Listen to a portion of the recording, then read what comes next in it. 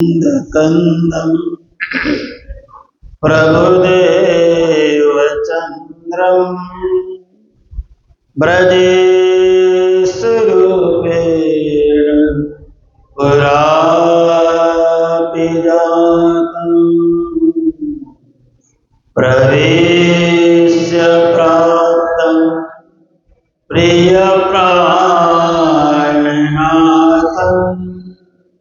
परेशपूर्णं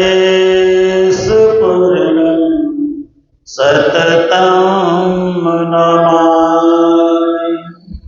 ब्रह्मः प्रिया जागरणाय जातः सर्वस्वपाता भवसिन्धुत्राता विज्ञानदाता निजधर्मदाता दीनैकबन्धो शरणं बन्धो श्री सद्गुरु चरण भवजलतारण कुमति विनाशन सुख करण गर्व प्रहार करुणा सागर अमित गुण चरण कमल के मान सुखकारी शीतल सदा सद्गुरु पद के ब्रह्मानंद परात्पर सो सतगुरु निज रूप परम पार सुख देते हैं सुंदर श्री प्राणनाथ सतगुरु परम बिनव करे प्रणाम उगर ही विकट कपाट सुमिरत जिनके प्रथम लागो दो चरण को धन्य न छुड़ाए छिन लाख तले लाल एड़िया मेरे जीव के इन पाँव तले पड़ी रहूं धन्य नजर खोल बातुन पल नवालूं निरखूं नेत्रे मेरे जीव के ये चरण निमखना छोड़िए राखे माए नैन ये निस्वत हक अर्श के मेरे जीव मंगल कृष्ण प्रणाम है मंगल धर्म प्रकाश मंगल सुंदर साथ है मंगल धाम मंगल सुंदर साथ है मंगल धाम उजास।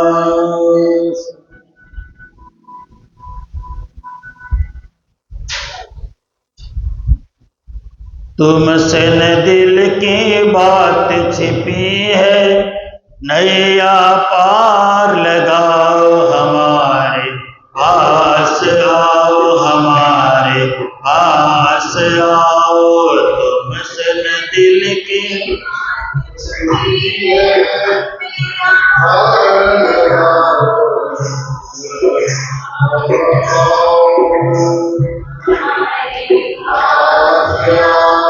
तुमसे न दिल की बात छिपी है, नैया पार लगाओ हमारे पास आओ, हमारे पास आओ। तुमसे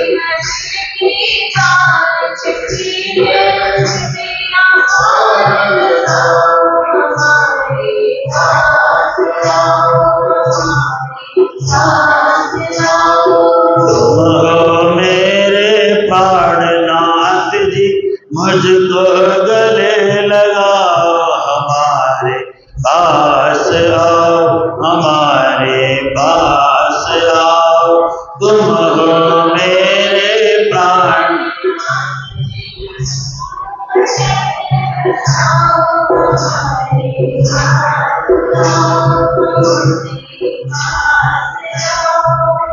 माया के जाल ने हमको फंसाया संसार में, माया के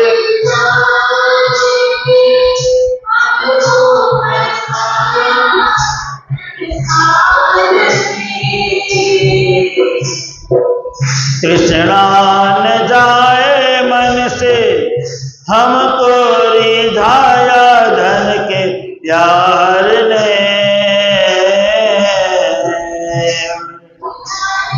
जाए मन से हमको रिझाया धन के प्यार ने। हंस अकेला उड़ जाएगा, पिंजड़ा जब खुल पाओ, हमारे पास आओ, हमारे पास आओ। हंस अकेला उड़ जाएगा, पिंजड़ा जब खुल पाओ, हमारे पास आओ। तुमसे न दिल की बात छिपी है, नैया पार लगाओ, हमारे पास आओ, हमारे पास आओ। तुमसे न दिल की बात छिपी है, नैया पार लगाओ, हमारे पास आओ, हमारे पास आओ। जग की ये दौलत सारी जग में धरी रह जाएगी, जग की दौलत सारी जग में धरी रह जाएगी। कंचन सी काया प्यारी, मिट्टी में मिट्टी बन जाएगी, कंचन सी प्यारी मिट्टी में मिट्टी बन जाएगी। मुक्ति की मंजिल कहाँ है स्वामी, मुझको राह बताओ, हमारे पास आओ, हमारे पास आओ। मुक्ति की मंजिल कहाँ है स्वामी, मुझको राह बताओ, हमारे पास आओ, हमारे पास आओ। वो तुमसे न दिल की बात छिपी है, नैया पार लगाओ, हमारे पास आओ, हमारे पास आओ। ओ तुम हो मेरे प्राणनाथ जी, मुझको गले लगाओ, हमारे पास आओ, हमारे पास आओ।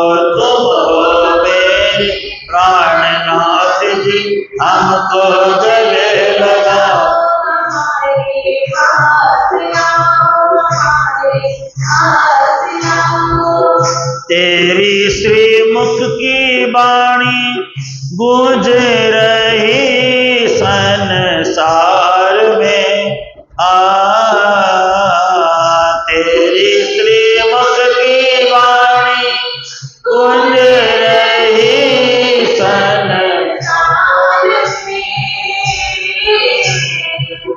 ज्ञान जगाती जन के तन जीवन हर तार में ज्ञान जगाती जन के तन जीवन हर तार में मैं भी तेरी शरण में आया नाथ मुझे अपना हमारे पास आओ हम भी तेरी शरण में आए पार लगाओ हमारे पास आओ हमारे पास आओ तुमसे न दिल की बात छिपी है नैया पार लगाओ हमारे पास आओ हमारे पास तुम हो मेरे प्राणनाथ जी मुझको गले लगाओ हमारे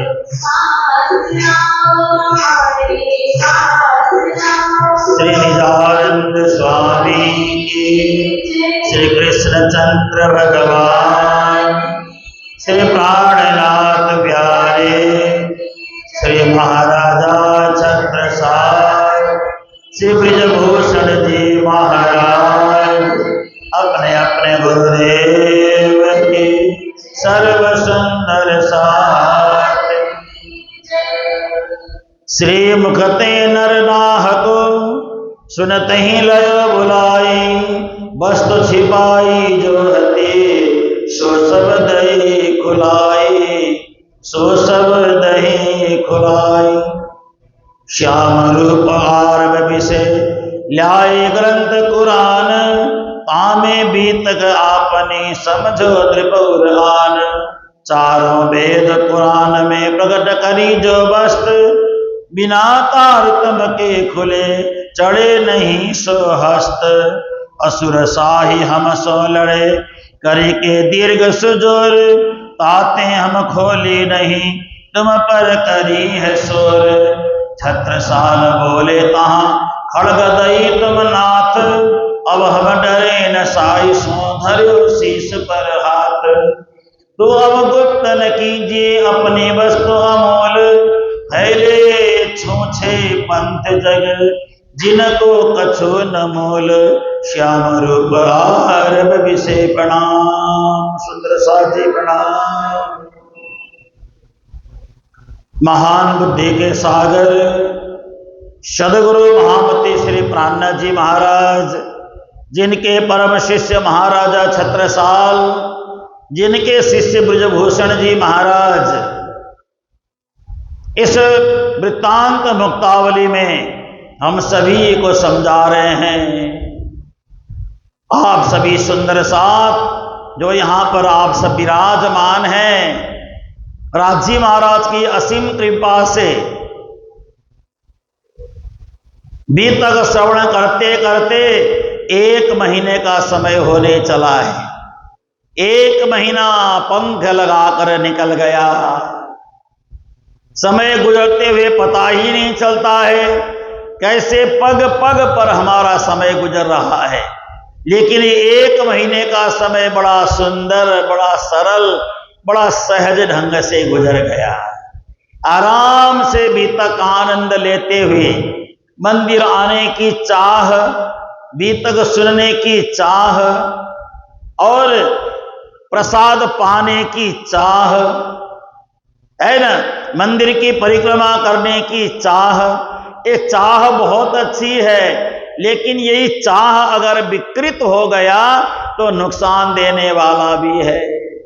चाह पैसों से आने में आने लगी, चाह पैसों से आने में आने लगी, चाह आने से रुपया बनाने लगी, चाह रुपये से कोठी चुनाती चली, चाह कोठी में मोटर को लाने लगी।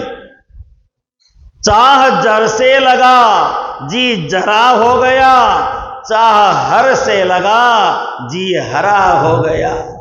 चाह को बदलने की आवश्यकता है, इच्छाओं को बदलो। देखिए, चाह बदल करके ऐसा भी हो सकता है, चाह कोठी में मोटर को लाने लगी, चाह मोटर से होटल को जाने लगी, चाह होटल में बोतल खुलाने लगी। चाह तो अगर बदल जाए तो ऐसा भी हो सकता है। इसलिए चाह को परमात्मा से लगाना चाहिए, चाह को ईश्वर से लगाना चाहिए। चाह जर, जर का मतलब जर जोरू जमीन, जर जोरू जमीन का मतलब होता है धन, पत्नी और जमीन जायदाद। ये मेरी जमीन, ये तेरी जमीन में हम लगे रहे, ये मेरी पत्नी है ना, ये मेरा घर, ये मेरा परिवार, ये मेरा बेटा, ये मेरी बेटी में लगे रहे, ये मेरी संपत्ति, ये तेरी संपत्ति, लगे रहे। चाह जर से लगा जी जरा हो गया। शरीर बूढ़ा हो जाता है जल्दी से जल्दी, पता ही नहीं चला शरीर को बूढ़ा होते हुए, देर ही नहीं लगता है। कल परसों मैंने एक श्लोक सुनाया था ना, अर्था पादर जोपमा गिरि नदी फेरोपमं जीवनम फेरोपमं यौवनम आयुष्यम जललोल बिंदु चपलम फेनोपमं जीवनम धर्मम यो न करोति निंदितमति स्वर्गार्गलोदघाटनम पश्चातापयुतो जरा परिणत शोकाग्निना दह्यते। जवानी सबसे जल्दी गुजर जाती है, जवानी गुजरते पता ही नहीं चलता। इतने काम के लिए हम संसार में आए नहीं हैं। शादी करो, 2-4 बच्चों को जन्म दो, जमीन जायदाद इकट्ठा करो, इसी काम के लिए तो हम संसार में आए नहीं हैं। और भी दूसरा कारण है संसार में आने का। दूसरा कारण क्या है? इसी शरीर से मुक्ति प्राप्त करनी है। घर परिवार का सारा काम करते हुए मोक्ष भी प्राप्त करना है। आपने कल परसों सुना ना कीर्तन में, घर के काम करो तुम सारे, मुख से कहो राज राज प्यारे। घर के काम करो मुख से कहो राज राज प्यारे।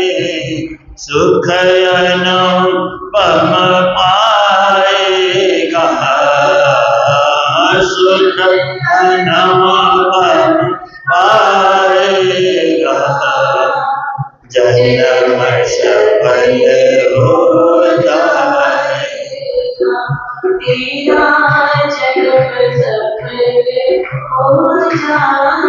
घर का सारा काम करो लेकिन परमात्मा का नाम लेते हुए घर का काम करें।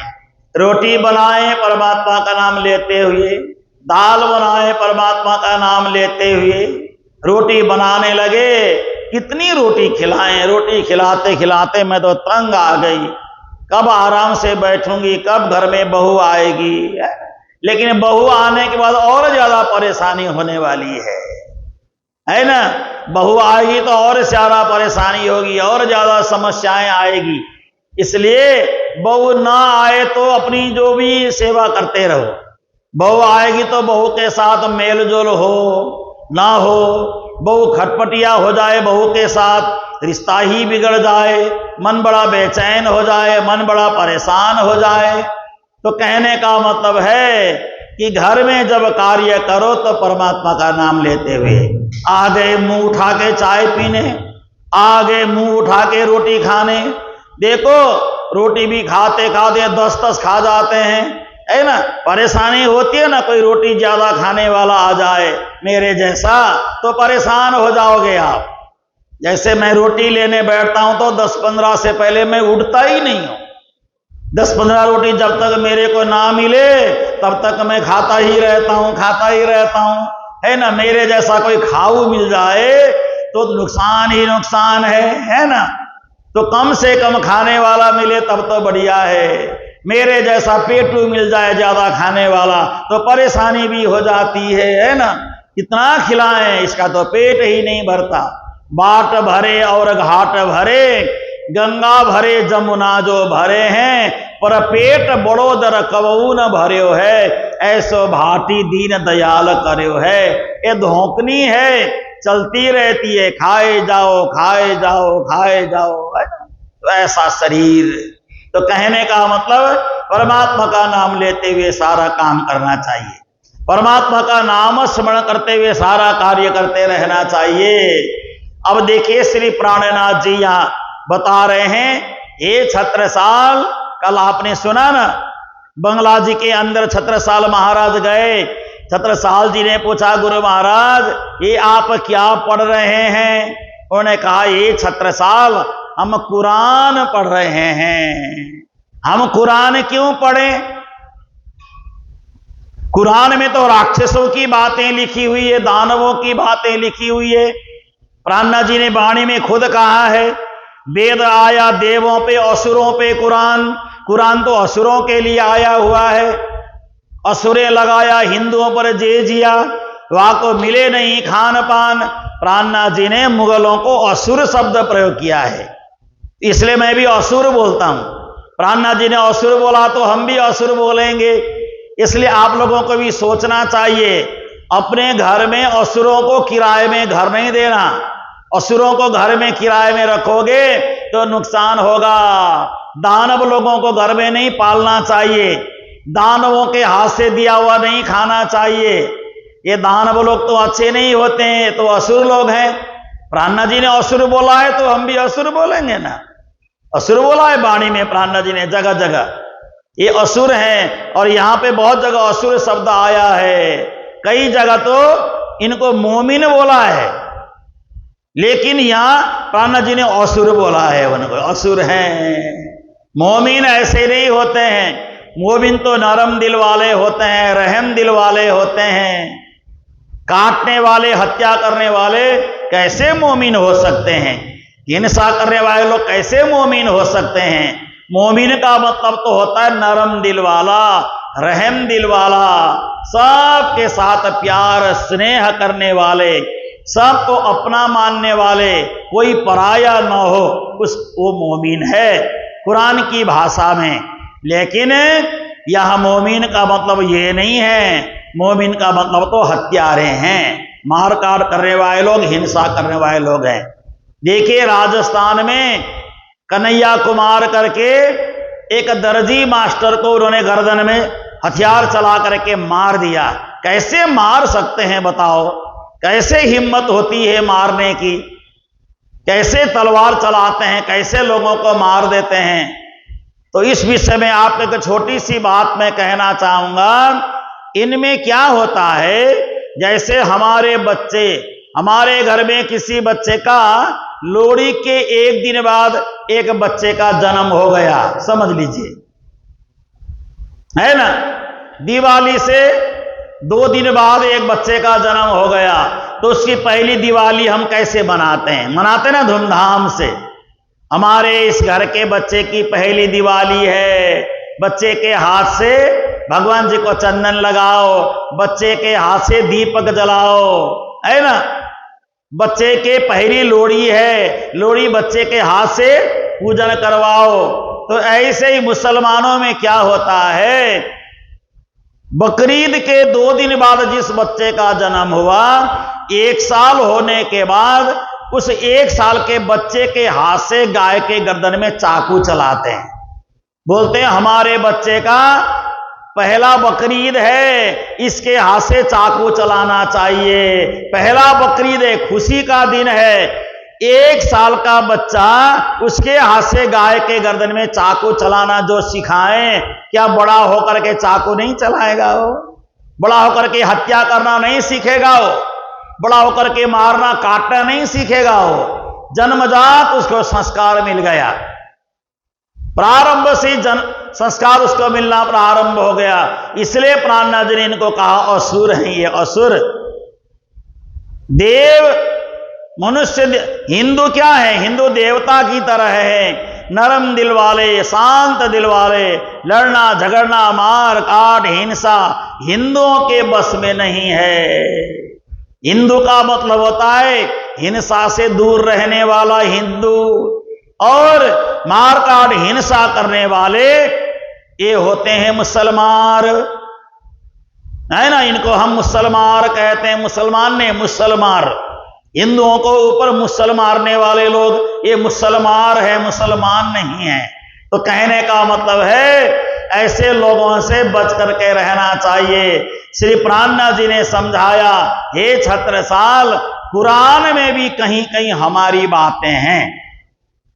श्री देवचंद्र जी को मेरो तेरो नाम, कुरान में भी अंतर्दृष्टि से छुपा करके हमारा नाम यहां लिखा हुआ है। छत्रसाल जी को समझाया बुझाया, उसके बाद छत्रसाल महाराज बड़े प्रसन्न हो गए। हे गुरु महाराज, छत्रसाल बोले तहां खड़ग दही तुम नाथ।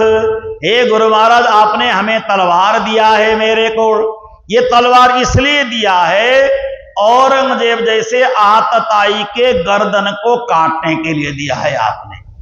अब आप आदेश करिए, मैं जाकर के औरंगजेब का गर्दन लेके आऊं आपके सामने, आप आदेश तो करिए। देखो कितनी हिम्मत आ गई। गुरु कृपा से जो हिम्मत आती है, जो शक्ति आती है, वो बहुत ऊंची शक्ति होती है। इसलिए गुरु कृपा की अनुभूति निरंतर होना चाहिए। अब ऐसा करते हुए बलदीवान जी के मन में शंका हो गई। बलदीवान कौन है? कौन है बलदीवान? बलदीवान है छत्रसाल जी के भी चाचा, छत्रसाल जी के रिश्ते में चाचा लगते थे। अब छत्रसाल जी भी किसी के चाचा लगते हैं, किसके? देवकरण जी के चाचा लगते हैं, ये रिश्तेदारी है। तो बलदीवान जी के मन में शंका हो गई, इन महात्मा को मैं पक्का महात्मा तब मानूंगा मेरे पास मुसलमान है 4, इन चारों मुसलमान को कुरान के द्वारा ये हरा दें, जीत जाएं, तब मैं मानूंगा कि ये सच्चे कुरान के ज्ञाता हैं, महात्मा हैं। और चारों मुसलमानों को लेकर के आए और आकर के श्री प्राणनाथ जी के आगे बातचीत हुई। प्राणनाथ जी ने तो नहीं कहा, हे लालदास जी, पहले आप ही इनके साथ बात करो, आपसे पार न पाए तो मेरे पास भेजना। तो लालदास जी ने कहा, मुझे हे मुल्लों मुसलमानों, मुझे एक जवाब दो, संसार की सृष्टि कैसे हुई, इसका जवाब दो मेरे को। संसार कैसे बना, कुरान के हिसाब से जगत कैसे बना, कितनी प्रकार की सृष्टि है? तो मुल्लाओं ने कहा 5 प्रकार की सृष्टि है। कितने प्रकार की? 5 प्रकार की सृष्टि है। तो 5 प्रकार की सृष्टि में से पहली सृष्टि क्या है बताओ? पहली सृष्टि कैसे बनी है बताओ? तो उन्होंने कहा कि नूर से पैदा हुआ, जो नूर से, जो प्रकाश से पैदा हुए, जो रोशनी से पैदा हुए, जो प्रकाश पुंज से पैदा हुए, वो पहली सृष्टि उच्च कोटि की सृष्टि है, अव्वल सृष्टि जिनको कहा जाता है। दूसरे लोग हैं पुण्य कहने से, हो जा बोलने से जो बन गया, वो दूसरी सृष्टि है कुरान के हिसाब से। पहली सृष्टि का मतलब क्या हुआ? नूर से, परमात्मा के प्रकाश से जो पैदा हुए, वो पहली सृष्टि है। हो जा कहने से जो संसार बना, वो दूसरी सृष्टि है। और खुदा के एक हाथ के इशारे से पैदा हुए, वो तीसरी सृष्टि है। और खुदा के दोनों हाथ से पैदा हुए, वो चौथी सृष्टि है। और देह के द्वारा जो देह में प्रकट हुआ, वो 5वीं सृष्टि है। ये सारी बातें बताई। तो हे मुल्ला जी, आप बताओ इन 5 में से आप कौन सी सृष्टि में आते हो? आप बताओ कौन सी सृष्टि में आप आते हो? हो जा बोला खुदा ने, तो जो संसार बना आप उसमें आते हो, या खुदा के प्रकाश से जो बना है आप उसमें आते हो? या खुदा ने जो एक हाथ से इशारा करके बनाया उसमें आते हो, या खुदा ने दो हाथ से इशारा करके बनाया उसमें आते हो, या देह से देह का संपर्क होकर के सृष्टि होने वाले उसमें आते हो। तो मुल्ला ने कहा अब क्या बोले अपने आप को, अगर खुदा के प्रकाश से बोले तो दूसरा प्रश्न कितना जटिल आने वाला है, समझ भी नहीं आया उसको। तो वहीं पर वो हारने लग गया लालदासी के आगे। अब ये कह नहीं सकता कि मैं कौन सी सृष्टि से मेरा जन्म हुआ है, नहीं, जवाब दो। आपने कहा मैं कुरान का ज्ञाता हूं, कुरान का पूरा जानकार हूं, आप मुझे अच्छी तरह से जवाब दो। तो ये मुल्ला लोग जवाब नहीं दे पाए, जवाब नहीं दे पाए। तो कहो कि प्राणनाथ जी आखिर जमाने के इमाम हैं, प्राणनाथ जी में कुरान का ज्ञान है, ये लिख करके दो। इन्होंने लिख करके दे दिया। हम हार गए, हम हार गए। अब हम आगे प्रश्न का उत्तर नहीं दे सकते। आपने शुरू में इतना कठिन प्रश्न पूछा, अब हमसे जवाब नहीं होता है। ऐसा होने के बाद 5 माही तुम कौन हो सो कहो निदान, तब काजी दुदिले भय कहीं आई नहीं बां। मुंह से शब्द नहीं निकला, क्या बोले अपने आप को, कौन सी सृष्टि में गिने, समझ में नहीं आया।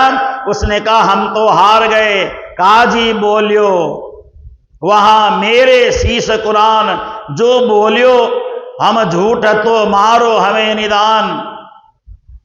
लिख करके हम देंगे, मेरे सिर पे कुरान रख करके मुझे कसम खिलाइए।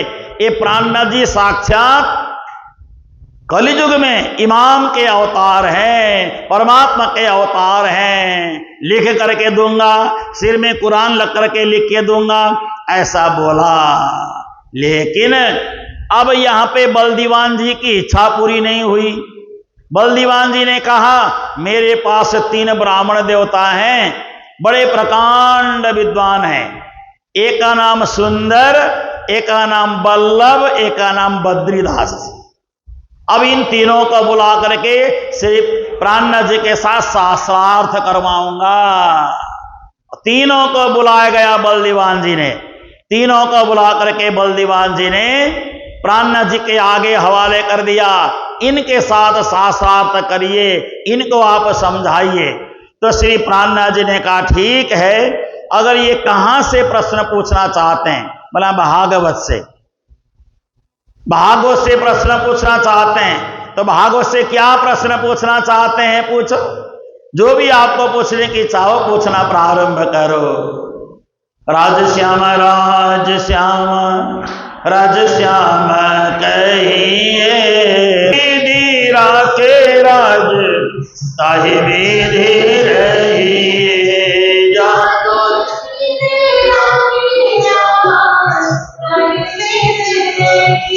जो जाई विधि राखे राज ताहि विधि रहिए।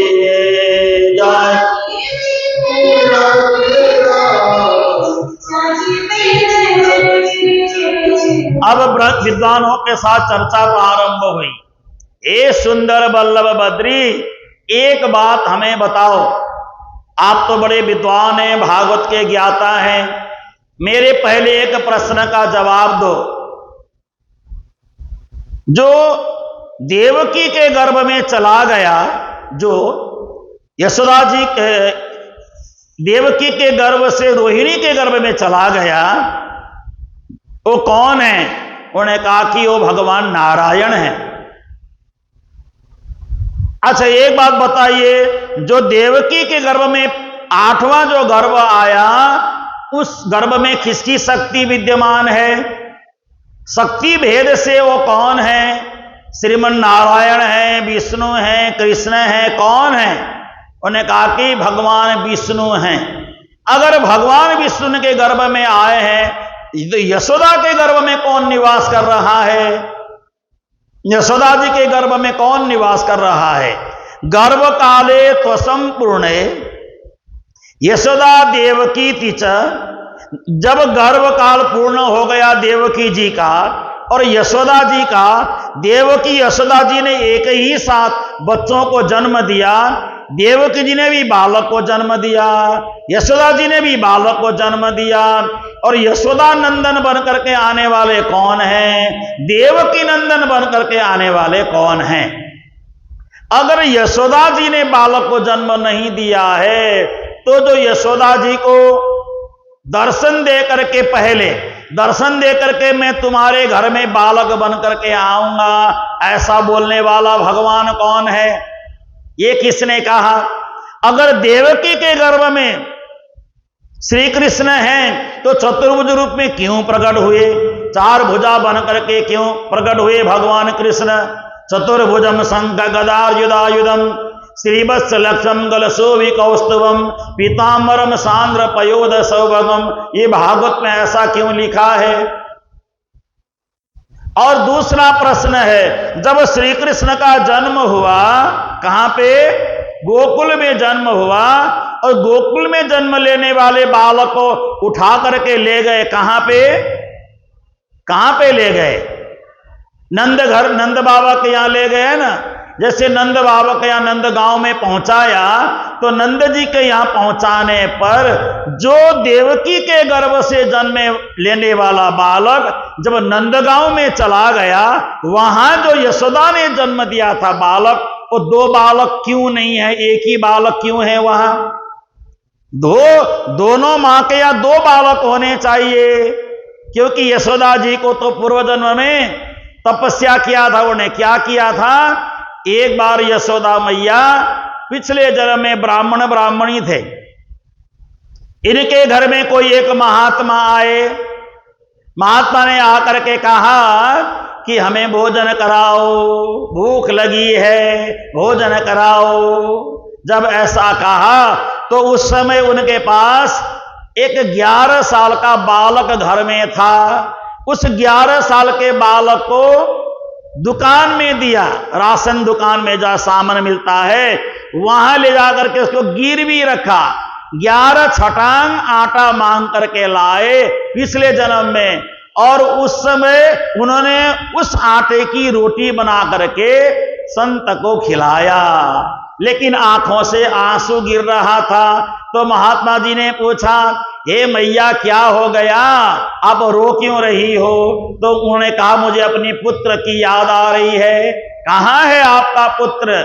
आपको भोजन कराने के लिए मैंने किसी के दुकान में गिरवी रख दिया है। एक घटना ये। दूसरी घटना यशोदा जी के विषय में ऐसा आया है शास्त्रों में, यशोदा जी ने किसी मांस बेचने वाले के दुकान में जा करके अपना स्तन काट करके बिक्री कर दिया, कपड़ा लपेट करके शरीर में आई, और उसके बाद उससे आटा खरीद करके महात्मा जी को भोजन कराया। यशोदा मैया को पीड़ा होने के कारण शरीर से रक्त गिर रहा था। ब्राह्मण देवता ने पूछा, हे मैया तुम्हारे शरीर से रक्त क्यों गिर रहा है? तो बात छुपा नहीं पाई। उन्होंने कहा, मैंने अपना स्तन काट करके मांस बिक्री करने वाले को बेच करके आपके लिए मैंने आटे की रोटी बना के खिलाई है। तो महात्मा जी ने जो वरदान दिया कि तुमने जिन स्तनों को काट करके बेच करके मेरे को रोटी खिलाई, आने वाले अगले जन्म में तुम्हारे गर्भ से श्री कृष्ण जन्म लेंगे और तुम्हारे जिन स्तन को तुमने काटा है उन स्तन का पान करेंगे। बोलो यशोदा मैया की। तो ये संत की बात झूठी तो नहीं हो सकती। तो यशोदा मैया के घर में जिस बालक ने जन्म लिया, या यूं कहा जाए देवकी के घर में जिस बालक ने जन्म लिया, ये दोनों में क्या अंतर है? कौन कृष्ण है, कौन विष्णु है? और वसुदेव गोकुल ले चले ताए न कई अवतार, सो तो नहीं न हद का अखंड लीला है पार। वसुदेव जी के घर में जन्म लेने वाला बालक वहां जाने के बाद 11 साल 52 दिन हो गया। जब लौटने लगा, जब लौटने का समय हुआ श्री कृष्ण बलराम का, लौटने के समय में उस समय गोपियों ने सबने घेरा, तो उस समय श्री कृष्ण ने कहा, हे गोपियों, हे राधा, वृंदावनम परित्यज्य पादमेकम न गच्छति। मैं वृंदावन से बाहर एक कदम भी नहीं रखता हूं। मैं निरंतर, हे गोपियों, आप ही के साथ रहता हूं। तो अगर ऐसा बोला, फिर जो कृष्ण मथुरा कंस को मारने के लिए गए वो कौन से कृष्ण हैं? जो वृंदावन में रह गए वो कौन से कृष्ण हैं? पंडित जी लोग तो चकरा गए बेचारे। पंडित जी लोगों को तो उलझन हो गया, क्या बोले, कुछ समझ नहीं आ रहा है। ये सारी अंदर की भेद की बातें तो कभी हमने चिंतन ही नहीं किया। और भगवान कृष्ण का एक ही विग्रह है, शरीर एक ही है, शरीर अलग अलग नहीं है। तीन शक्ति कौन कौन प्रवेश करके कार्य करके निकल गई। कृष्ण का शरीर एक ही है, भिन्न नहीं है। एक ही शरीर में कैसे गोलोक की शक्ति आके काम करके निकल गई, कैसे परमधाम की शक्ति आके काम करके चली गई, फिर कैसे वैकुंठ की शक्ति ने आकर के काम किया, इसका भेद खोल करके समझाओ। तो सुंदर बल्लभ बद्री तीनों के तीनों खड़े हो गए। गुरु महाराज, हमने ये पकड़े कान, हम हार गए, हार गए, हार गए। तो प्राणनाथ जी के आगे इनका कोई बस नहीं चला। तो उस समय छत्रसाल जी ने कहा, सुंदर बल्लभ बद्री भले मिले कली माही, 14 विद्या निपुण है पर कुछ भी आवत ना है ना। बड़े ज्ञानी हैं लेकिन आता कुछ भी नहीं है। इसलिए मैंने एक दिन आपको निवेदन किया था ना, कभी भी ये नहीं बोलना कि मुझे आता है। मैं तो कभी भी मुझे यही बोलता हूं कि मुझे कुछ नहीं आता, सिर्फ रोटी खाना सोना आता है, बस उसके अलावा मुझे कुछ नहीं आता है। जो आता है मेरे सुंदर साहब को आता है, ज्ञानी है सभी, है ना। तो मैं अपने आप को सदा अज्ञानी मानता हूं, अज्ञानी, मेरे अंदर कोई ज्ञान नहीं है, अज्ञान अवस्था में बैठे हैं। हम कभी ज्ञानी नहीं हो सकते, हम तो सदा सदा अज्ञानी हैं।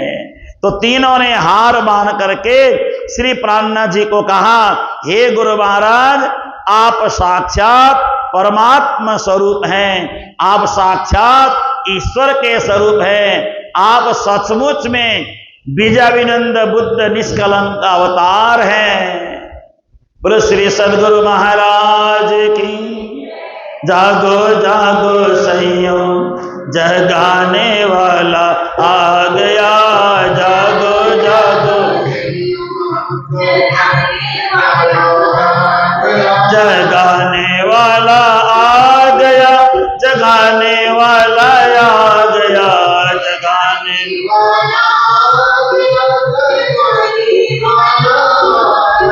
अरे जागो जागो सैया जगाने वाला आ गया, जागो जागो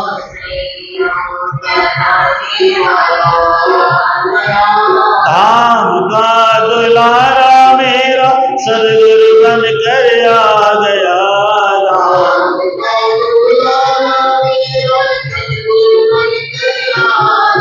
और सदगुरु बनकर आ गया, प्राणनाथ बनकर आ गया, सदगुरु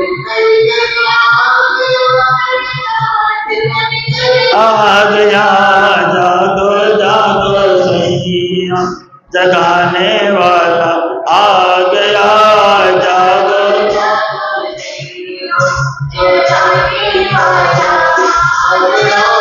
प्राणनाथ जी ने कहा, हे सुंदर बल्लभ बद्री, अवतार के कितने भेद होते हैं ये तो आपको भी पता होगा थोड़ा थोड़ा, बहुत दिन से ज्ञान सुन रहे हैं। अवतार के कितने भेद होते हैं? अंश अवतार, कला अवतार, आवेश अवतार, पूर्ण अवतार और परिपूर्ण अवतार। कितने अवतार होते हैं? हाँ जी, अंश अवतार, 2 नंबर पे कला अवतार, तीसरे नंबर पे आवेश अवतार, चौथे नंबर पे पूर्ण अवतार और 5वें नंबर पे परिपूर्ण अवतार। देखिए, ये 5 प्रकार के अवतार माने गए हैं। परिपूर्णतमम साक्षात श्री कृष्ण इति विग्रहम। परिपूर्ण अवतार कौन है? श्री कृष्ण का है। पूर्ण अवतार कौन है? श्री रामचंद्र जी है। रामचंद्र जी 14 कला से संपन्न पूर्ण अवतार माने जाते हैं, लेकिन ये परिपूर्ण अवतार 16 कला से संपन्न श्री कृष्ण माने जाते हैं। श्री कृष्ण में 16 कला से पूर्ण परिपूर्ण अवतार है, इसलिए श्री कृष्ण और श्री राम मोक्ष दे सकते हैं। पूर्ण अवतार मोक्ष दे सकता है, परिपूर्ण अवतार तो मोक्ष देते ही देते हैं, मोक्ष के निमित्त ही धरती पे आते हैं। इसलिए ये सारे भेदों को उन्होंने पूछा। तो अंश अवतार कौन है, कला कौन है, आवेश अवतार कौन है, पूर्ण कौन सा है, परिपूर्ण कौन सा है, इनके भिन्न भिन्न भेद श्री प्राणनाथ जी ने सब खोल करके लोगों को समझाया। किसे पूर्ण माने, किसे परिपूर्ण अवतार माने, ये सारे रहस्य खोल खोल करके समझाया। उसके बाद तीनों के तीनों विद्वानों ने श्री प्राणनाथ जी के सामने घुटने टेक दिए। कहा गुरु महाराज अब तो हमें भी अपना शिष्य बना लो। और गुरु महाराज ने तीनों को शिष्य बना लिया। लेकिन ये ब्रिजभूषण जी महाराज है ना, सुंदर बल्लभ बद्री, जो बद्री सबसे प्रकांड विद्वान थे, उनके बेटे ये ब्रिजभूषण जी महाराज हैं। ये बनारस में पढ़ रहे थे। पढ़ते पढ़ते अचानक उनको ये समाचार मिला कि मेरे पिताजी छत्रसाल जी के गुरु से शास्त्रार्थ करते समय हार गए थे। उन्होंने मेहनत करके पढ़ना शुरू किया। ब्रिजभूषण जी महाराज ने, इतना मेहनत करूंगा जा करके मैं सबको हरा दूंगा। ब्रिजभूषण जी महाराज पढ़ करके विद्वान बन के आए, और आए तो प्राणनाथ जी का तो धाम गमन हो चुका था, लेकिन छत्रसाल जी के साथ शास्त्रार्थ करने चले गए। मैंने सुना है छत्रसाल जी आप बड़े प्रकांड विद्वान हैं, आपके गुरु ने मेरे पिताजी को हरा दिया था, अब आपको मैं हरा दूंगा। तो उस समय छत्रसाल जी ने कहा मैं अपने गुरु महाराज को याद करके आपके साथ में शास्त्रार्थ करता हूं, अगर मैं जीत गया तो आपको मेरा शिष्य बनना पड़ेगा। छत्रसाल जी ने कहा अगर मैं जीत गया, मैं हार गया तो मैं आपका शिष्य बन जाऊंगा। पहले ऐसे ही शर्तें होती थी। छत्रसाल महाराज ने कहा तुम हार गए, तुम्हें मेरा चेला बनना होगा, मैं हार गया तो मैं तुम्हारा चेला बन जाऊंगा।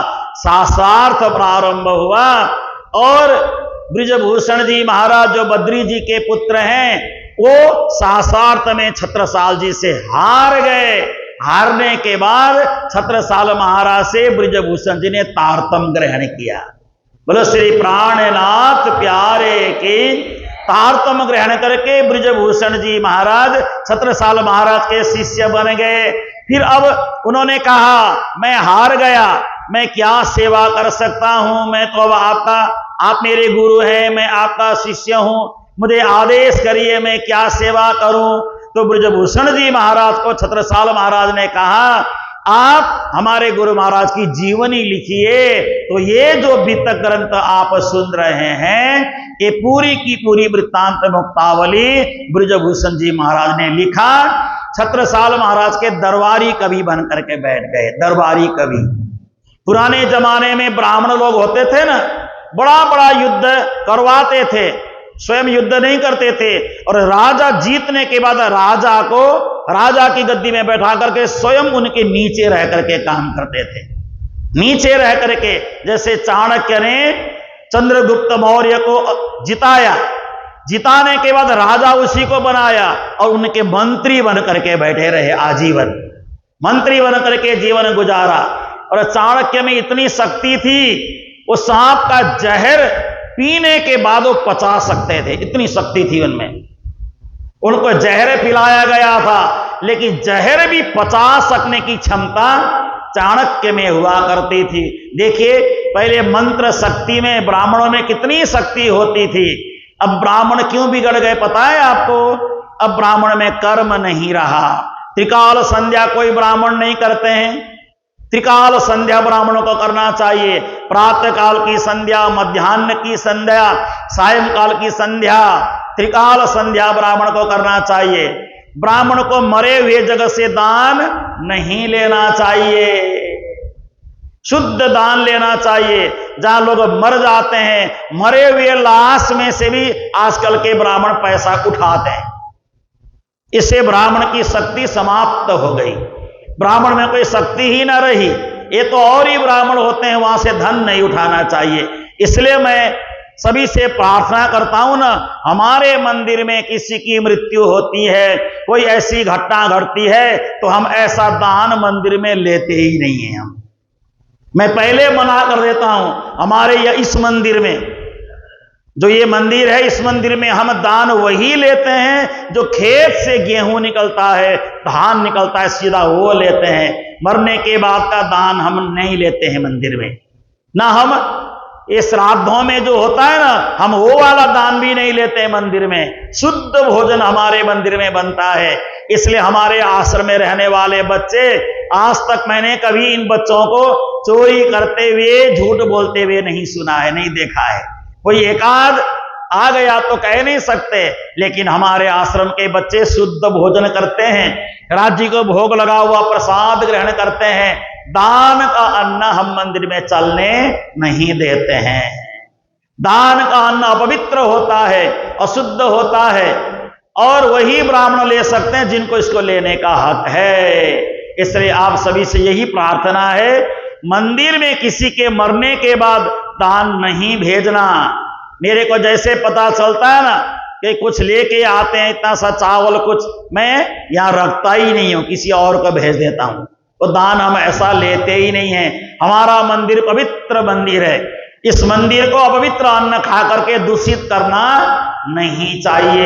ये शुद्ध मंदिर है, पवित्र मंदिर है, पवित्र दान आप दीजिए, ले लेंगे राज्य का भोग लगा करके।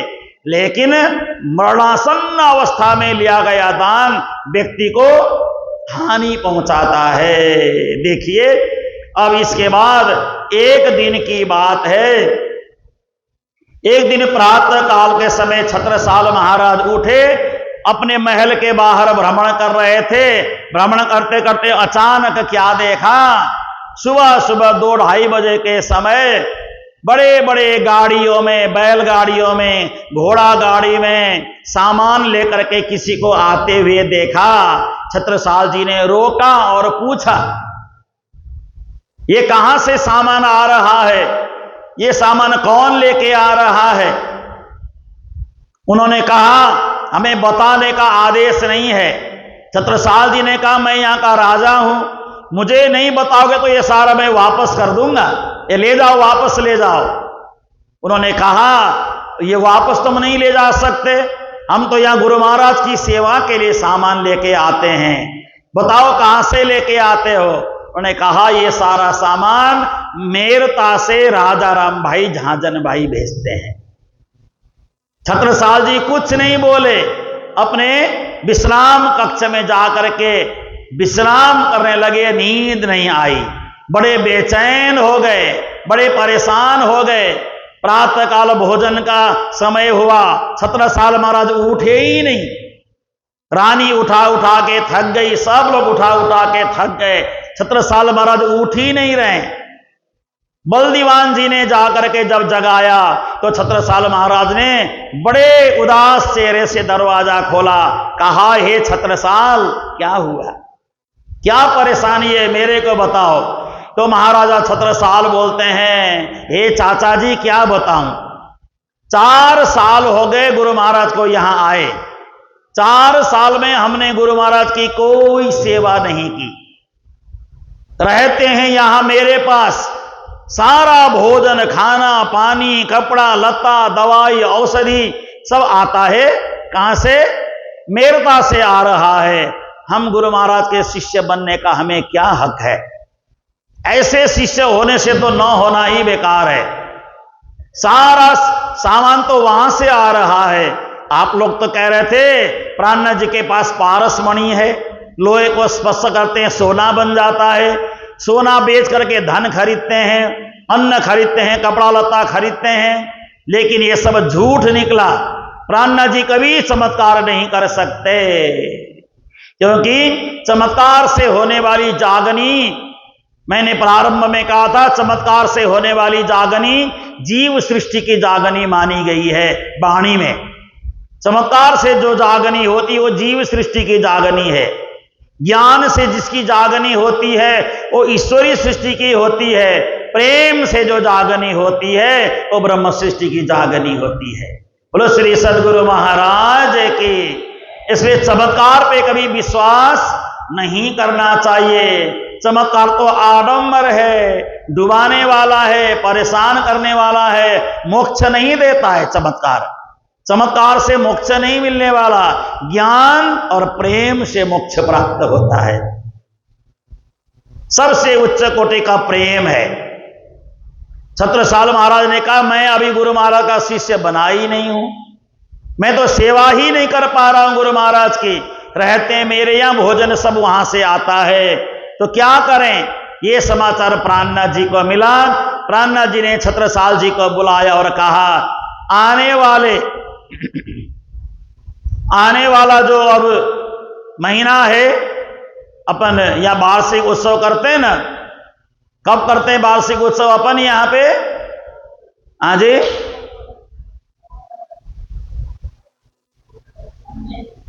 हाँ, तिथि बताओ, तिथि मेरे को। पृथ्वी परिक्रमा में कौन सी तिथि होती है? हाँ जी, हाँ जी, पूर्णिमा तो है। कौन सा महीना का पूर्णिमा है? हाँ, इसीलिए मैं आप लोगों को पूछ रहा था, कितनी जानकारी रखते हो आप लोग। सब लोग नवंबर नवंबर बोलते हैं, अंग्रेज बन गए सारे के सारे। नवंबर बोलना नहीं चाहिए, अपने देसी महीना बोलो। नवंबर से अपने को कोई लेना देना नहीं है, देसी महीना बोला करो। अपना भारतीय महीना याद रखना चाहिए। इस समय भारतीय महीना कौन सा चल रहा है? आज इस समय भारत का भादो चल रहा है, हमारा अपना महीना भादो चल रहा है। और आप लोग अंग्रेज हो, आप लोगों का तो शायद अगस्त चल रहा है। आप लोग तो सब अंग्रेज हो, मैं तो भाई भारतीय हूं, शुद्ध भारतीय। मुझे देसी महीने पसंद हैं, देसी सब कुछ मुझे पसंद है। अब तो सीधा ही बोलते हैं नवंबर है ना, अक्टूबर, सीधा ही अक्टूबर नवंबर को छोड़ो, अपना देसी महीना याद रखा करो, है ना। देसी महीना याद होना चाहिए। अब ये बरसात का ऋतु है और सावन पूरा हो गया, अब भादो प्रारंभ हो गया है। भाद्रपद को श्री कृष्ण का जन्म होता है ना, भाद्र के महीने में। तो हमारा कौन सा महीना बताया? कार्तिक, कार्तिक शुक्ल पूर्णमासी, कार्तिक शुक्ल पूर्णमासी आने वाला है। हे छत्रसाल, इस जमीन के नीचे अपार बेशुमार हीरे छुपे हुए हैं। हीरे, हीरे हैं जमीन के नीचे। थोड़ी सी आपको मेहनत करनी होगी, वो हीरे बाहर निकल आएंगे। मेरा आशीर्वाद है, जाओ। प्राणनाथ जी ने अपनी दृष्टि से देख लिया, उस जमीन के नीचे हीरे पन्ने छुपे हुए हैं। कार्तिक शुक्ल पूर्णमासी को छत्रसाल जी को कहा, अपने भले भाई पर सवार हो जाओ। जितने क्षेत्र में आप भ्रमण करोगे उतने क्षेत्र में हीरे उत्पन्न हो जाएंगे, पन्ने निकलेंगे वहां से, हीरे के पन्ने। और श्री प्राणनाथ जी का आदेश, आशीर्वाद लेकर के छत्रसाल महाराज ने अपने भले भाई घोड़े पर सवार हो गए और 12 कोस क्षेत्रफल में उन्होंने भ्रमण किया। दिन भर घोड़े को लेकर के, शाम को घोड़े को लाके तबेले में बांधा। प्रातःकाल उठ करके घर के आगे निकलते हैं तो जमीन हीरा और पन्ना जमीन उगल रही है। बोलो श्री प्राणनाथ प्यारे की। पन्ना नया बसाया तुमने, भूमि में हीरा उपजाया।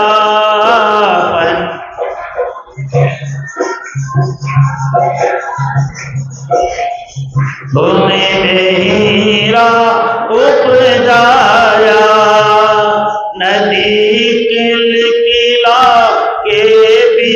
जल को अमृत सम कर दिखलाया।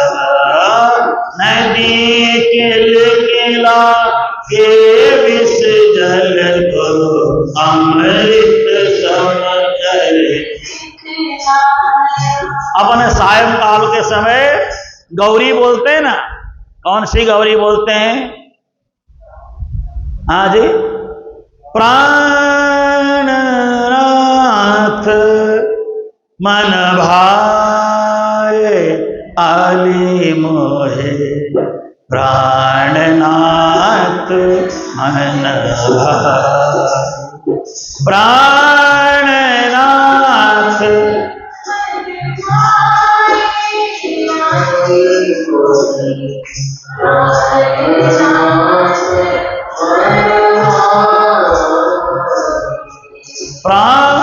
प्राणनाथ मन भाए आली मोहे। प्राणनाथ मन भाए। गाओ।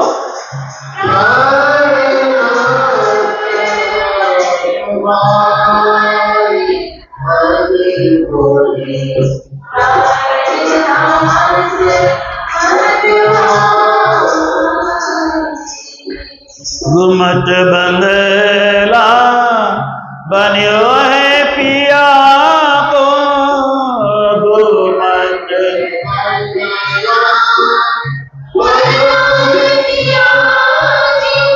हीरा तख्त धराए।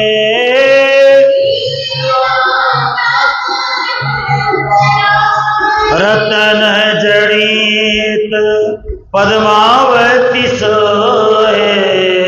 रतन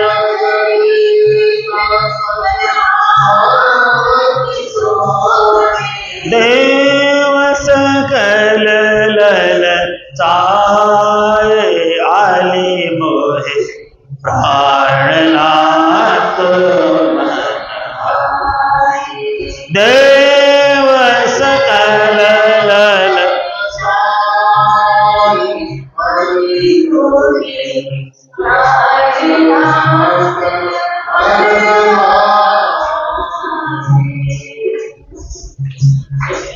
विष की नदिया अमृत की ना। विष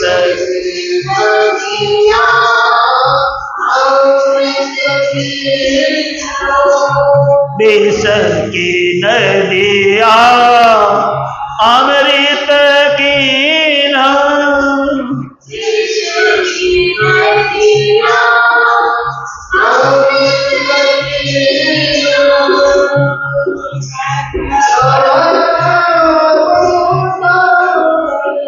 सुख सवन पहुँचाए। सुख सवन पहुँचाए।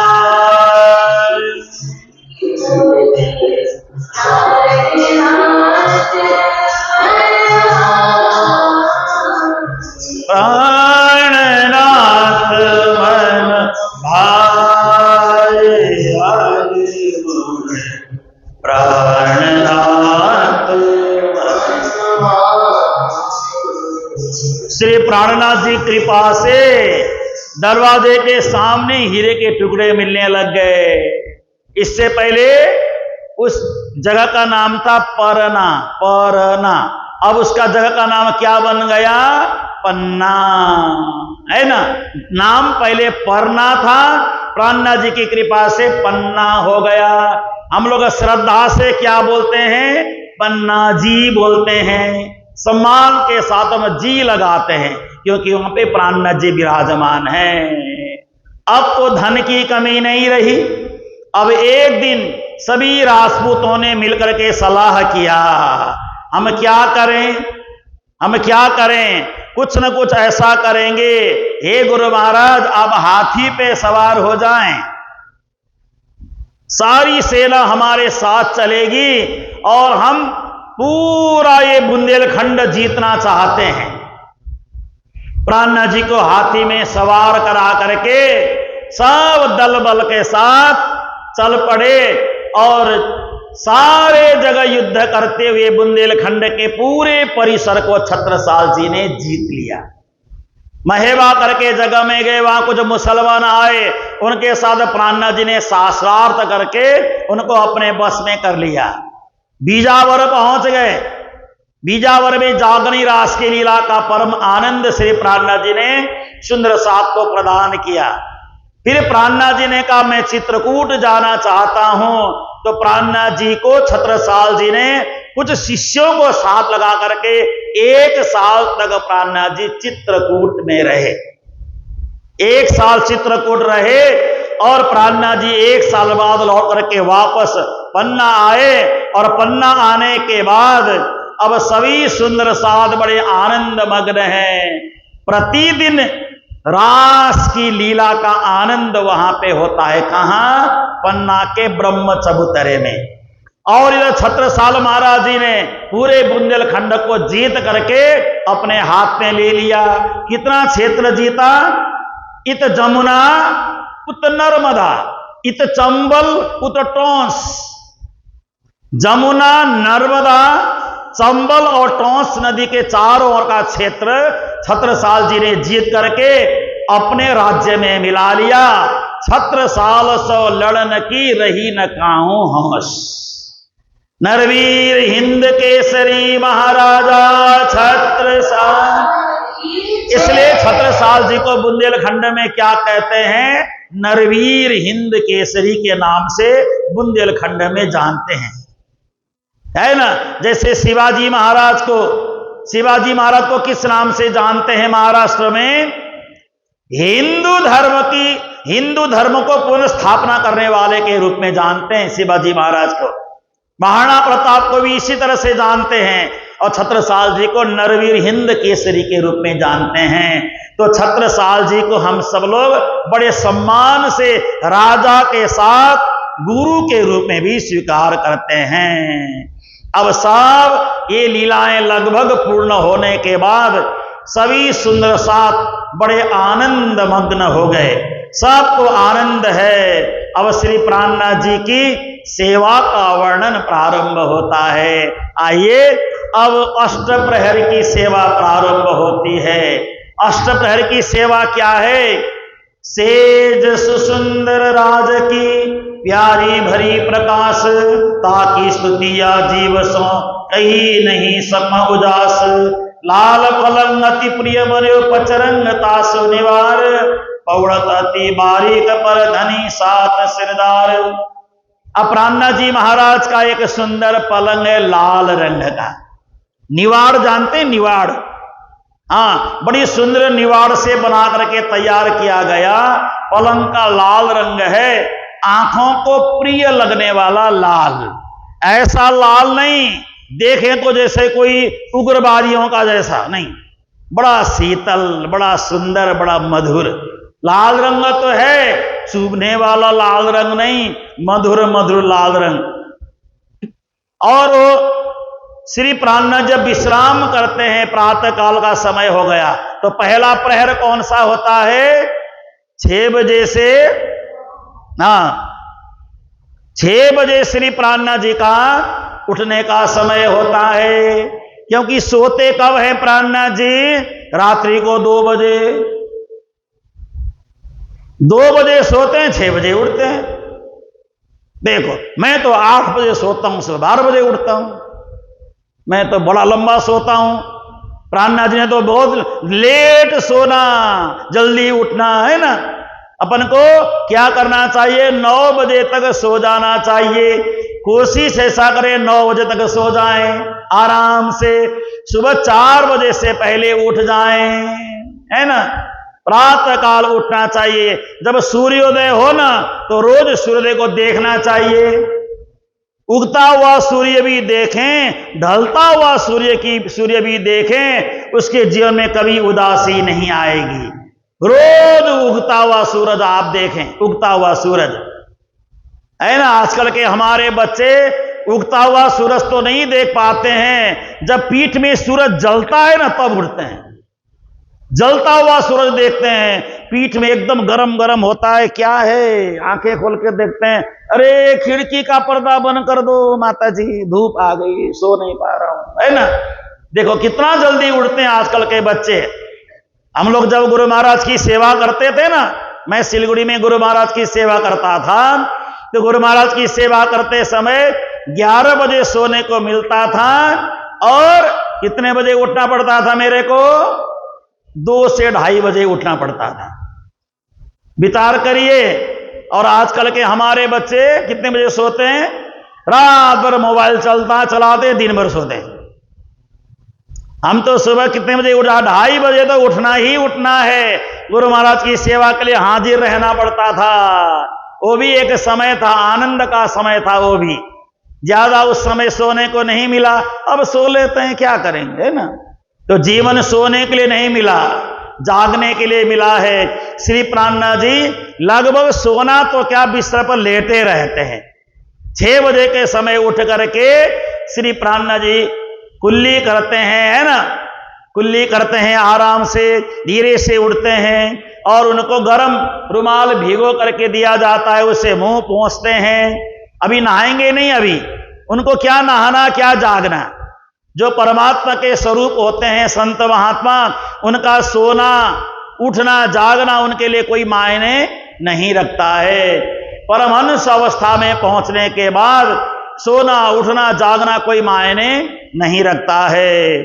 सब बड़ी सेवा करते हैं। पलंग से उठाने की सेवा हरिनंदन जी करते हैं, नारायण दास जी करते हैं। जब उठते हैं तो पलंग उठा करके अलग से रखा जाता है, जगह खाली की जाती है। ताते सदा जल राज को नित वही समयो भोग को। ताते जल समझते हैं? ताता जल क्या होता है? ताते जल, हाँ, गर्म जल को ताते जल बोलते हैं ना। तो तत्ता पानी भी बोलते हैं ना आप लोग इधर। हम लोग हमारे उधर भी तत्ता पानी बोला जाता है ना। इधर तत्ता बोलते उधर तातो बोलते हैं। तातो और तत्ता थोड़ा सा ही फर्क है ना। तो गर्म पानी से रुमाल भिगा करके निचोड़ करके श्री जी अपने चेहरे को पोंछते हैं, साफ कर लेते हैं। फिर बैठ करके चर्चने की बातें शुरू हो जाती है। उठे कि नहीं ज्ञान की बातें, सोने तक ज्ञान की बातें होती रहती है। और इस तरह से ऋतु के हिसाब से सेवा होती है। हेमंत ऋतु में कैसी सेवा होनी चाहिए, शिशिर ऋतु में, बसंत ऋतु में। जब सर्दी का दिन आता है तो बिहारी दासी अंगीठी जला करके लेके आते हैं और बिस्तर के नीचे रख करके बिस्तर को गर्म कर देते हैं। बड़ी सुंदर सेवा होती है। प्रातःकाल सुंदर आभूषण ला करके प्रेमदास जी प्राणनाथ जी को आभूषण इत्यादि पहनाते हैं। और कोई चौड़ डुलाने की सेवा करता है। अलग अलग ढंग से सब लोग यहाँ पे सेवा में लगे हुए हैं। कोई खड़ाऊ ला करके श्री जी के सामने श्री जी की ओर करके खड़ाऊ को रख देते हैं। श्री जी खड़ाऊ पहन लेते हैं। कहीं जाते समय, चलते समय फटाफट चलते हैं श्री प्राणनाथ जी।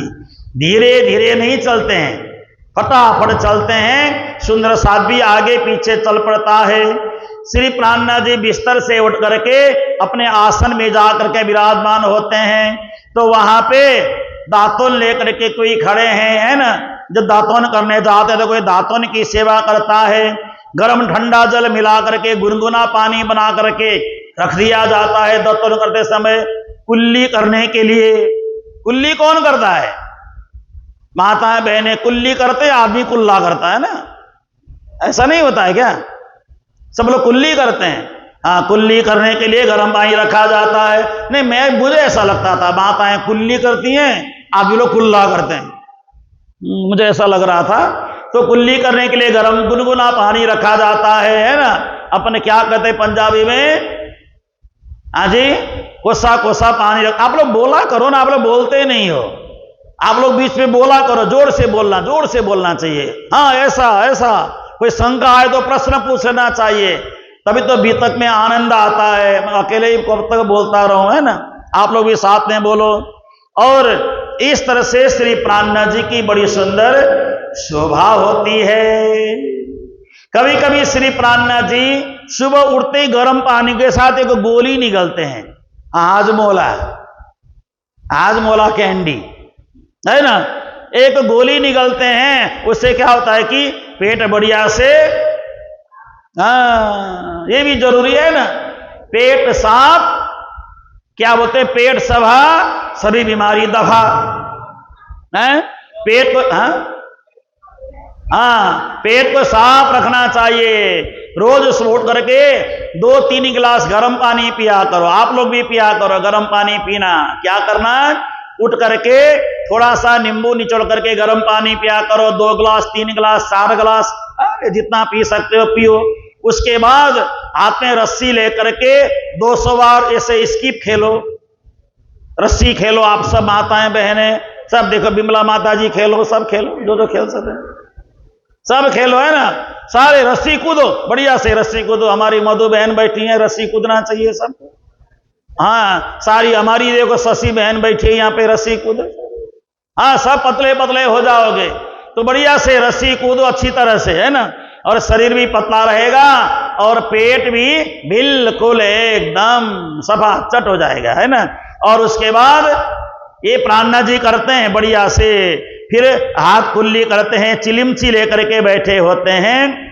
तो प्राणना जी अकेले कभी मात्र हाथ ही धोते हैं ना प्राणना जी, तो शुद्ध जल होता है, वो चम्मच से सबको प्रसाद के रूप में बांटा भी जाता है।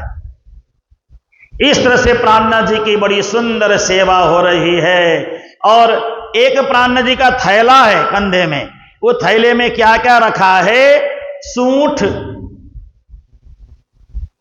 उसमें सूंठ रखा है, सूंठ, पीपल, अजवाइन, पीसी हुई काली मिर्च और बड़ी सारी औषधि वाली जड़ी बूटियां, ये सारी रखी है। तो कभी किसी को देना पड़े तो प्राणना जी निकाल करके थैले से दे देते हैं, है ना।